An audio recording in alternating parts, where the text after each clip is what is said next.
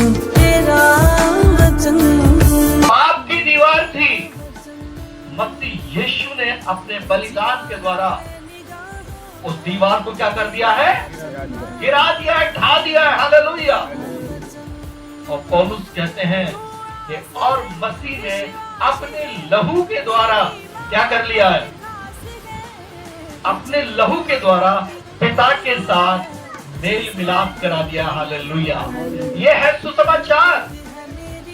प्रभु यीशु मसीह के लहू के द्वारा मेरे प्रिय भाई बहन, आपका परमेश्वर के साथ, उस परमेश्वर के साथ जिसने आपको बनाया था अपने स्वरूप के अनुसार, अपनी समानता में, और आदम के पाप के कारण हम सब के सब भटक गए थे। बाइबल कहती है, मैं नहीं कह रहा हूं। अगर आपने शायद 53 पढ़ा होगा तो आप जानते हो वचन में लिखा है, हम तो सब के सब कैसे क्या हो गए थे? भेड़ों की नाई भटक गए थे, परंतु हम में से प्रत्येक ने अपना अपना मार्ग लिया। परंतु परमेश्वर ने हम सबके अधर्म का बोझ क्या कर दिया? उसी पर लाद दिया। हालेलुया। ये है सुसमाचार। हमारे अधर्म का बोझ, हमारे पाप का बोझ परमेश्वर ने प्रभु यीशु मसीह के ऊपर डाल दिया। अब अगर हम उसके बलिदान पर विश्वास करते हैं, सबसे पहली चीज जो आती है हमारे जीवन में वो ये आती है कि हमारे पाप क्षमा होते हैं और परमेश्वर के साथ हमारा क्या हो जाता है? मेल मिलाप हो जाता है। फिर से रिश्ता, जो रिश्ता टूट गया था वो रिश्ता जुड़ जाता है। हालेलुया। पाप के बारे में जिक्र नहीं होता, पाप के बारे में जिक्र नहीं होता है, लेकिन परमेश्वर कहता है मत डर, क्योंकि मेरा सामर्थ काय में प्रकट होता है? काय में प्रकट होता है? निर्बलता में प्रकट होता है। हालेलुया। और पौलुस अपनी निर्बलता पर घमंड करता है, कहता है मैं अपनी निर्बलता पर क्या करूंगा? घमंड करूंगा। क्यों? क्योंकि जब जब मैं निर्बल होता हूं तभी क्या होता हूं? मैं सामर्थी होता हूं। हालेलुया। जब जब मैं निर्बल होता हूं तब तब मैं सामर्थी होता हूं। उस जन्म के अंधे के बारे में क्या ख्याल है आपका? चेलों ने प्रभु यीशु मसीह से पूछा, हे गुरु बता किसने पाप किया था, इसने या इसके माता पिता ने, जो ये अंधा जन्मा है? प्रभु यीशु मसीह ने क्या जवाब दिया था? बताता हूँ। प्रभु यीशु मसीह ने कहा, ना तो इसने पाप किया है और ना ही इसके माता पिता ने पाप किया, परंतु ये इसलिए जन्मा है कि ये परमेश्वर के काम इसमें प्रकट हो। हालेलुया। हर बीमारी के पीछे शैतान का और पाप का हाथ नहीं है। मसीह में आने के बाद परमेश्वर अपने लोगों को क्या करता है? परखता है, टेस्ट करता है। यूसुफ का कौन सा पाप था जो वो जेल में गया? उसने तो पाप ही नहीं किया, जबकि उसके लिए पाप करने के लिए उभारा गया, उसने तो पाप नहीं किया। उसका कौन सा पाप था जो वो वहां पर पहुंचाया गया मिस्र की गुलामी में, जबकि परमेश्वर ने उसे दर्शन दिखाए थे? क्योंकि परमेश्वर एक भूमिका को तैयार करता है, एक बैकग्राउंड को तैयार करता है अपने लोगों की भलाई के लिए। हालेलुया।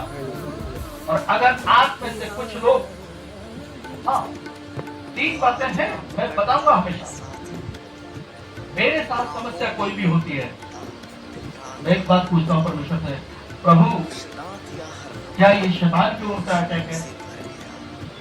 अगर शैतान की ओर से अटैक है तो यीशु मसीह में अपने आप को आपके सामर्थ्य आपके नीचे क्या करता हूं? दीन करता हूं। क्योंकि वचन में लिखा है अब परमेश्वर के सामर्थ्य आपके नीचे दीन बनो और शैतान का सामना करो, तुम्हारे पास से क्या हो जाएगा? वो भाग जाएगा।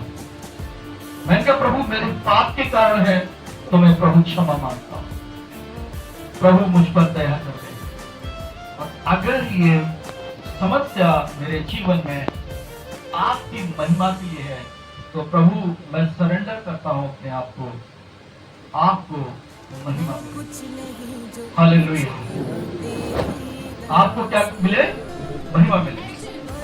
वचन में पौलुस कुरिन्थियों की कलीसिया को कहते हैं, परंतु मुझे डर है कि जैसे सर्प ने हव्वा को अपनी चतुराई के द्वारा बहका दिया, वैसे ही कहीं तुम्हारे मन वो सिधाई और सच्चाई से जो मसीह के लिए होनी चाहिए, कहीं तुम्हारे मन उससे भटक या भ्रष्ट ना किए जाए।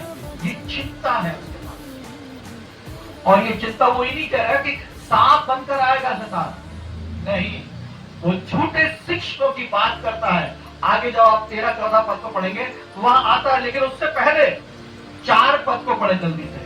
अगर कोई तुम्हारे पास आकर किसी दूसरे यीशु का प्रचार करे जिसका प्रचार हमने नहीं किया, या कोई सुसमाचार दूसरा सुसमाचार सुनाए, क्योंकि सुना नहीं था, बस आज मैं आपको एक ऐसी चीज बताना चाहता हूँ, आप सोचेंगे कि ये वो क्या रहा।